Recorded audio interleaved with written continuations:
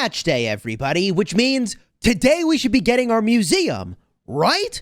So when I woke up, the first thing I went in my city and I said, let's go build the museum. But then I looked at my economic buildings and I couldn't find it. And I looked at my military buildings and I couldn't find it. Wait a minute. Where is the museum?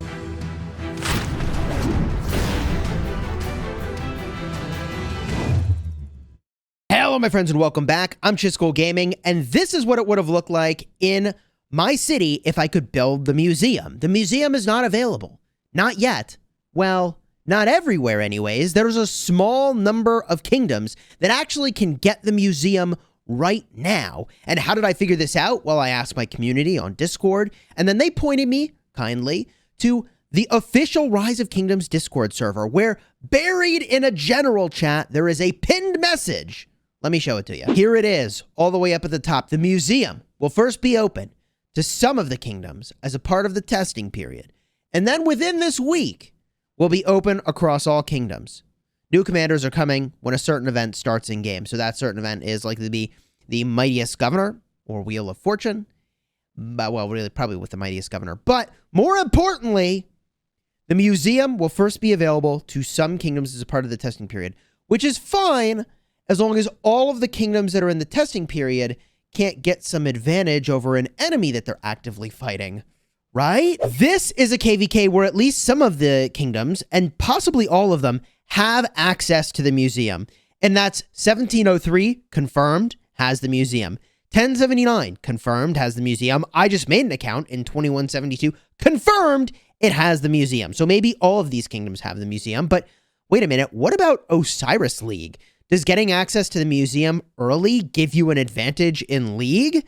Potentially, if the commanders that you're using there are really important. And let's be honest, like, yes, some of the commanders that are getting buffed here are used in the field, like Esong and Ethelfled. And maybe you're running around with Charles Martel. I guess there's people still running around with Double C and Minamoto, actually.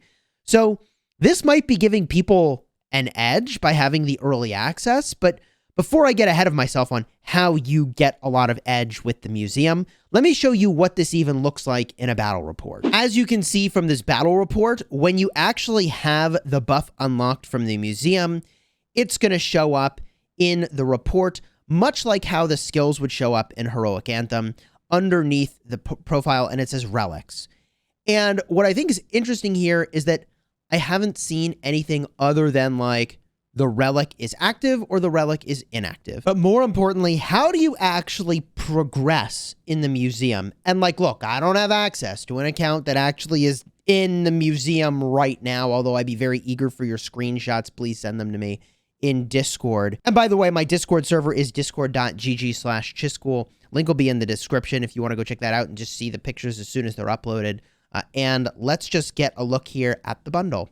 Because yes, there is a bundle, and I'll come back to this one in a second. An Echoes of History bundle that gives you relic coins and exhibit coins. So the relic coins are used to unlock the relics. The exhibits are used to unlock the exhibits. And maybe the relics are used to level up the relics. But again, it's not clear to me that there's different levels of the relics. Maybe there are, maybe there isn't. I don't know. But what we do know is the cost increases over time for getting more exhibits to even have the relic at all and to get these buffs. So it is important and significant that like whales in kingdoms that have access to this sooner get some amount of an advantage, but we don't know how much of an advantage it even is, or if it's meaningful at all, or if you're just kind of paying through the nose for early access to something where like over time everybody was going to get it anyways. Like we just don't have any of those details unless you're in KVK right now and you're using a lot of these commanders, in which case access to this bundle is pretty significant.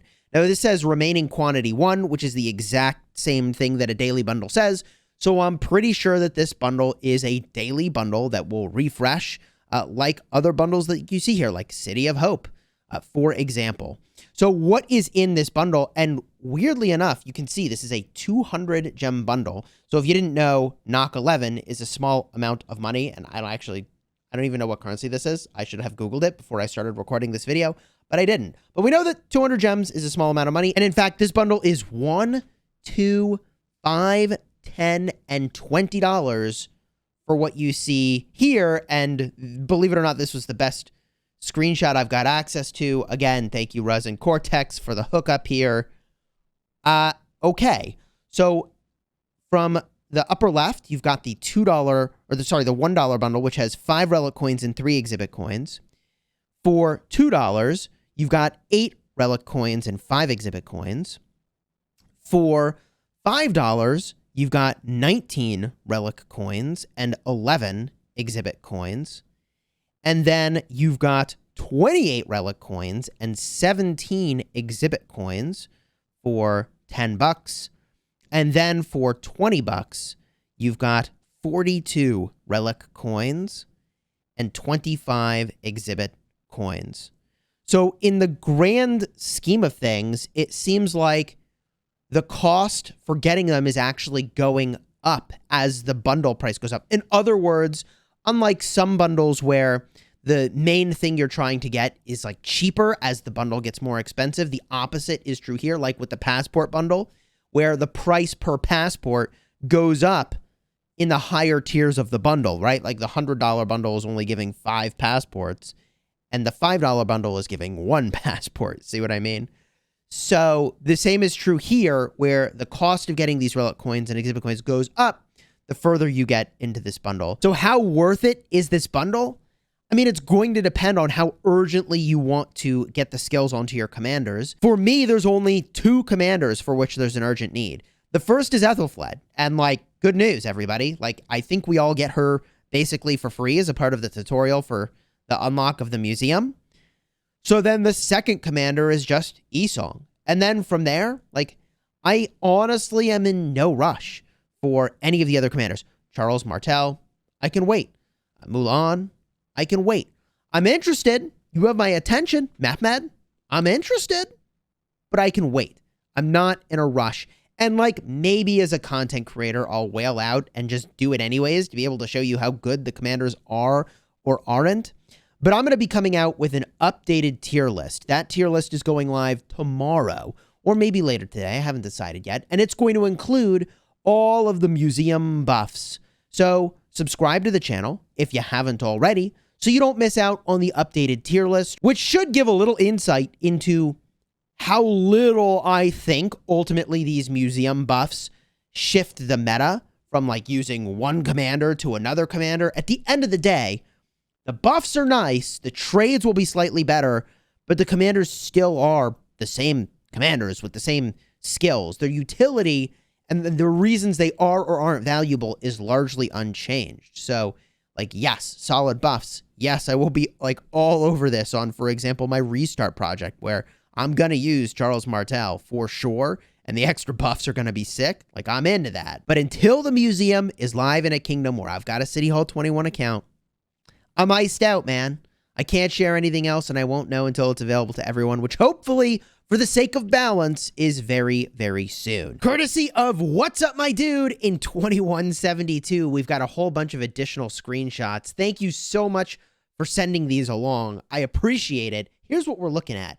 The Civilization Explorer is an event that's available in the museum, and there's the Explorer's Treasure tier for an additional $10. Now, we just looked at all the bundles, so we know that what you're getting in here is actually like really, really good in terms of value compared to the bundles. The bundles are very expensive, but immediate in terms of your ability to go and get a bunch of progression. In fact, I'll show you right over here at the very high end of things. Once you get to level 50, you've obviously accrued a lot of these different rewards as you go, but you can see, what is this, level 48, 75 of the relic coins up top, and then another 95 down below.